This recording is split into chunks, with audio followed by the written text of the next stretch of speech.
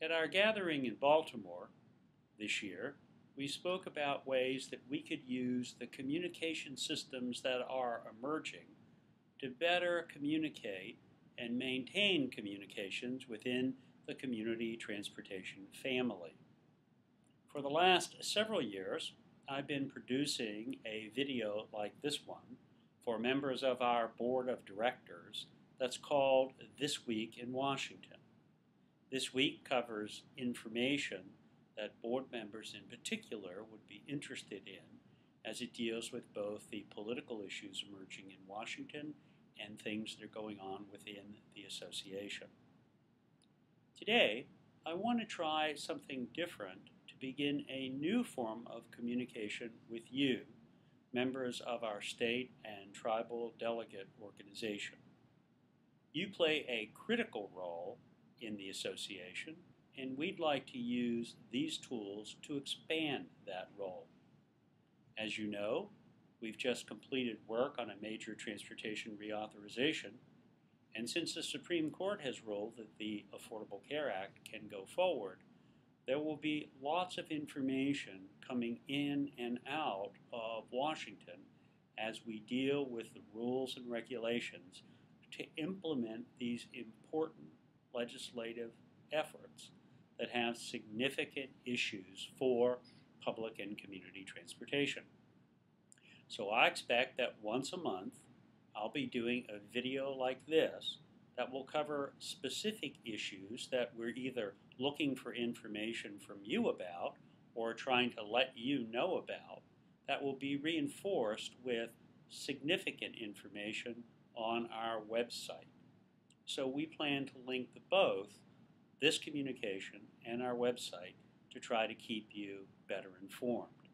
I think we'll be able to use that as a powerful tool to get a better understanding of how you feel about policies that are being proposed and developed in the transportation and certainly in the healthcare area.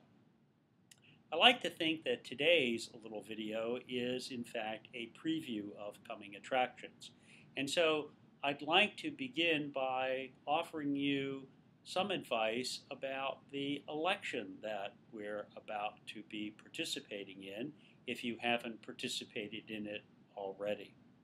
As you know, every election is important to community and public transit because various forms of revenue and policy are at stake in these elections. Since the transportation reauthorization is only good for 2 years, and since the rules and regulations for MAP 21 as well as the Affordable Care Act all will be coming forward in the next several months, who is elected to Congress and who is president is more important to us in many ways than it has been in the past. Every year when we meet at Expo, we often talk about the need to maintain good and ongoing communications with representatives in Washington, both in the House and in the Senate, and also in the administration. That's also important during an election because it is an opportunity for us and for you to talk to those who want your vote in November for the office they're seeking. This is a chance for you to meet with those candidates who are often in your community, talking about specific issues for you to try to talk to them about the importance of community and public transportation. There's no better voice than that for our concerns at this stage of the electoral process than you. I know that many of you often feel that speaking to elected officials or candidates for office might be some form of lobbying. Well, I can tell you that the rules and regulations on lobbying are fairly specific. And if you're not asking a member of Congress or the City Council or state legislator to vote for a specific piece of legislation or against a specific piece of legislation, you're not really lobbying. If you're just telling the truth about the kinds of services that are needed in your community and the kind of work that you provide, that's really education. And education is different than lobbying. So I would hope that all of you would take this opportunity to think about meeting with those people that are out and about campaigning during this election season. Those of you who are lucky enough to have staffs and board members, I would also urge you to talk to them about trying to make connections to talk about the important issues of community and public transportation in your community.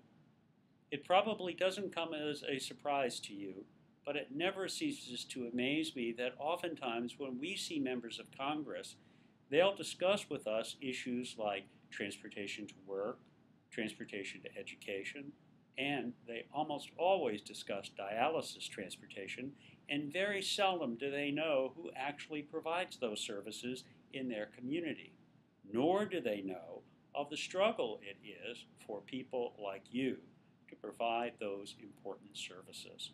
So I want you to think about that in the next several days, and I hope that you'll avail yourself and get your board members and staff that when they run into elected officials to express their concerns about the future, especially as the election season approaches.